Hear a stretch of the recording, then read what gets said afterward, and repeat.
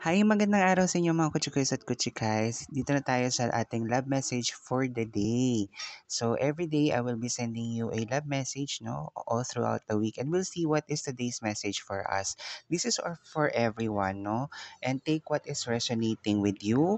Guys, if this is not is resonating with your life situation, then leave it behind, okay?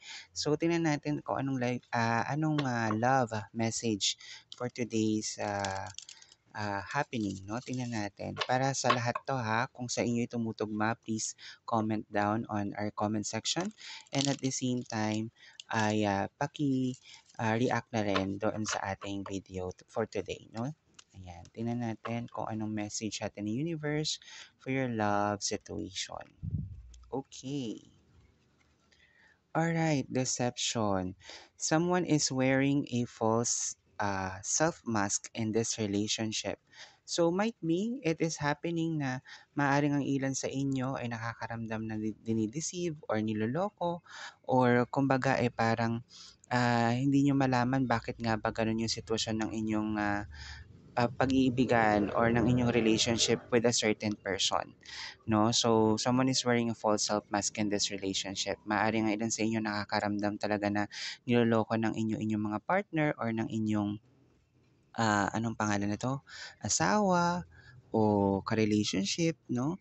So, ang mahirap lang dito kasi when you felt this kind of deception, kailangan may proof ka din na mapanghawakan na, ay, ito pala yung sinasabi ni Madam Francine na kailangan kong malaman kung bakit nga ba merong tao na gaganto or gumagawa sa akin or yung partner ko, bakit ako niloloko or bakit ako ginagawa ng hindi maganda. Ayun. So, ito yung love message of the day for you. Kung sino man po sa inyo nakakaramdam ng niloloko or kumbaga dinideceive ng inyong mga partner or asawa, sana po matuto rin po yung partner ninyo na kayo ay pangalagaan at mahalin pa, no? Instead of manloko at gumawa ng kalokohan dahil lamang sa ibang tao na nagugustuhan or siguro parang kung ano yung nararamdaman sa tao na yon. But then again, still be positive in all ways. However, confront din naman yung inyong mga partner o asawa regarding sa situation kung kayo nga ba ay niloloko or ginagawa ng hindi maganda as of the moment. So this is your love message of the day. I hope that everyone will be enlightened to the message. And that's it. Salamat mga kuchikis at kuchikays.